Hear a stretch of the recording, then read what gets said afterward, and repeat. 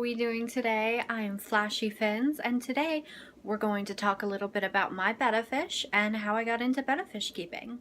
So to start off, we're going to talk a little bit about Ollie.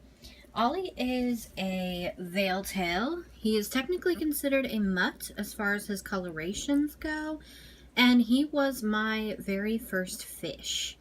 I got him from Pet Supermarket. And when I first got him, I had decided that I was going to get a betta fish because I thought that they were going to be easy and cheap, and I was not really into fish when I got him. I also got him in a 2.5 gallon tank, and as you can see, that is not what he is in anymore. I had originally known that a 2.5 gallon tank was the absolute minimum for a betta fish, and so that's what I had him in, but he started to get very stressed and was tail biting, so I put him into a 10 gallon.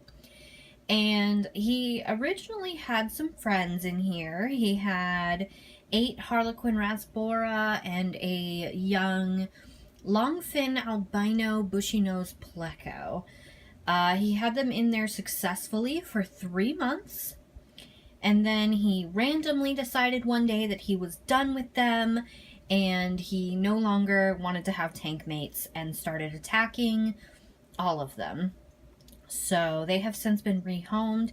And the reason that I mention this is even though you might have a fish that does perfectly well in a community setting, you do have to be prepared for the chance that he will ultimately decide that he doesn't like them anymore, or he's just in a bad mood and decides to attack them.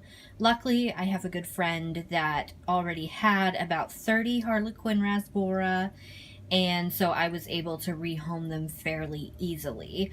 And the pleco is just in one of my other tanks with a younger betta that doesn't really know yet whether he is going to be aggressive. But anyway, so this is Ollie. He is the first and the start of my addiction to betta keeping. And this is the second fish we're going to talk about today. This is Nim. She is my only female betta. She was the second one that I got. I got her as a baby from Petco. She was labeled as a male, but she grew up to decide otherwise and become a female. I mean, you know, she was always a female, but she was mislabeled. But anyway, she is a blue orchid female, and she is in a 5 gallon tank. She's perfectly happy here. She's not quite as spoiled as my boys, but I love her just as much as them. And I originally had her in a 1 gallon as a baby, and that was another one of my early mistakes. I thought that since she was a baby, she would be okay in a 1 gallon, but the fact is the 1 gallon was much too difficult to take care of properly for her, and she just didn't grow in the 1 gallon. Baby betta actually give off a hormone that will stop them from growing as they should if their tank is not properly maintained. So when Ollie moved out of his 2.5 and into a 10, she took over his 2.5, where she immediately started sprouting and growing, and that is when I discovered that she was a female and not a male. She just recently moved into this 5 gallon, and she shares it with 2 candy cane shrimp. I don't know if you can see, there is one hiding among the filter at the moment, and then she also has a small mystery snail. As soon as he starts getting a little bit bigger, he'll be moved out of the 5 gallon and into one of my 10 gallons. But yeah, so that is Nim. This is my third fish. He's being a goober in the corner, but this is Godric. And he was a rescue fish. I know his fins look a little bit tatty, But we're still working on his fins with him. When I actually bought him, he did not have a tail at all. He was in one of those cups from Petco, and he just didn't... He got fin rot from biting and just didn't have a tail anymore. I couldn't leave him, so I brought him home with me, and he was in a 1 gallon being treated for a while, the same 1 gallon I had Nim in at first.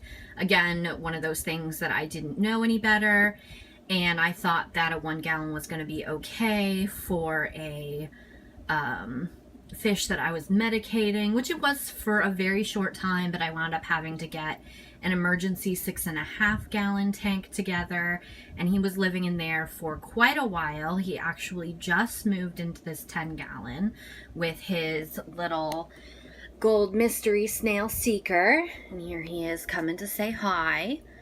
So he's still getting used to the larger area, but he does seem to really like it. Most of the plants in this tank are babies, and they will get much bigger and take over a lot more of the space, give him more cover.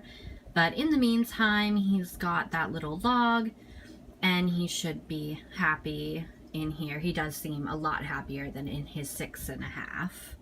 And this is the last fish that I currently have. His name is Erised, and he is a baby betta from Petco. As you can see, I did not make the mistake of putting him in a 1 gallon again. He was actually in my 2.5 gallon hospital tank while I was getting the 10 gallon ready for Godric. This is the 6.5 gallon that I had made for Godric while he was healing. And so this is where Erised is now. Hopefully this should be plenty of room for him to grow up nice and big. I bought him because he was an all-white betta, but he is starting to get more red in his fins. And the other day he tried to flare at his food, and he actually looks like he is going to have a red beard, which will be really cool. And as far as the albino pleco goes, this is where she is for now. She is only in here for a short while. My parents are getting a 29 gallon tank set up pretty shortly here, and then she's going to go in there until I move and have room for a larger tank, because all 4 of these tanks at the moment are in my bedroom, and I don't have room for anything bigger than a 10 gallon, especially having 4 ranging from 5 to 10 gallons. So this was just a little bit about my tanks, the fish that I currently have, and a few mistakes that I made going along the way. Everyone makes mistakes, and the good thing about betta fish is they're very hardy.